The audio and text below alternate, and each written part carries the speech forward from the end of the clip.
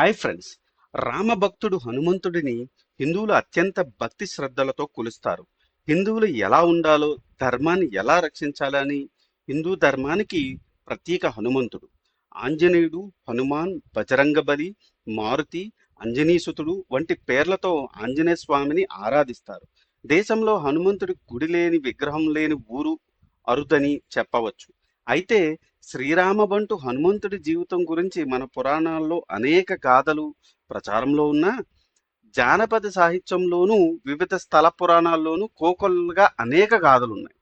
కొన్ని యోజనాల దూరాన్ని ఒక అంగంలో అధిగమించే రుద్రాంశ సంభూతుడు, వాయుపుత్రుడు వాహనం ఒంటె. ఆంజనేయ స్వామి ఆలయాల్లో స్వామివారి విగ్రహం ఎదురుగా ఒంటె విగ్రహం ఉంటుంది. వానర రూపంలో ఉన్న ఆంజనేయునికి ఒంటె వాహనం అవడం వెనుక ఒక ఆసక్తికర కథ ఒకటి పురాణాల్లో ఉంది. అది ఏమిటో ఈ వీడియోలో చెప్పబోతున్నాను. దయచేసి ఈ వీడియోని స్కిప్ చేయకుండా లాస్ట్ వరకు చూడండి. కథలోకి వెళ్లే ముందు నాదొక చిన్న రిక్వెస్ట్. ఇప్పటి వరకు నా ఛానల్ సబ్స్క్రైబ్ చేసుకోని వారు ఎవరైనా ఉంటే సబ్స్క్రైబ్ చేసుకొని మమ్మల్ని సపోర్ట్ చేయండి. ఇలాంటి వీడియోస్ మరికొన్ని ఫ్యూచర్లో కూడా చేయబోతున్నాను. కథలోకి వెళ్తున్నాను. రావణుడి బామర్ది దుందుబిని వాలి భీకరంగా పోరాడి వధిస్తాడు.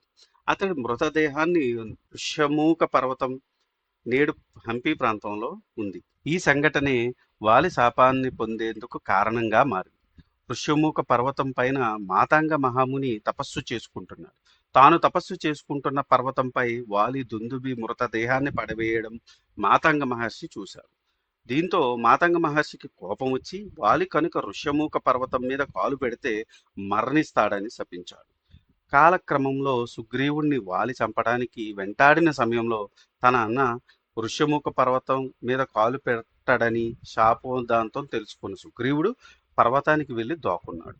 ఆ సమయంలో తన స్నేహితుడైన సుగ్రీవుణ్ణి చూడడానికి వచ్చిన హనుమంతుడు ఋష్యమూక పర్వతం మీదకు చేరుకున్నాడు. అప్పుడే అక్కడే ఉన్న పంప సరోవరాన్ని తిలకించాలని హనుమంతుడు అనుకుంటారు. దీంతో మిత్రుడైన హనుమంతుడు పంపా సరోవరం తీరంలో తిరగడానికి అనువుగా సుగ్రీవుడు ఒంటెను సిద్ధం చేశాడు. అప్పుడు హనుమంతుడు ఒంటెను అధిరోహించి విహరించినట్లు, అప్పటి నుంచి హనుమంతుడికి ఒంటె వాహనంగా మారినట్లు కథనం. చూశారు కదా ఫ్రెండ్స్, ఇది ఈనాటి టాపిక్. ఇలాంటి ఇంట్రెస్టింగ్ టాపిక్స్ కోసం మీరు చేయాల్సిందల్లా మా ఛానల్ సబ్స్క్రైబ్ చేసుకొని బెల్ నోటిఫికేషన్ ఆన్ చేసుకోండి. ఈ వీడియో కనుక మీకు నచ్చితే do like, share and subscribe. Thanks for watching. జై సనాతన ధర్మం.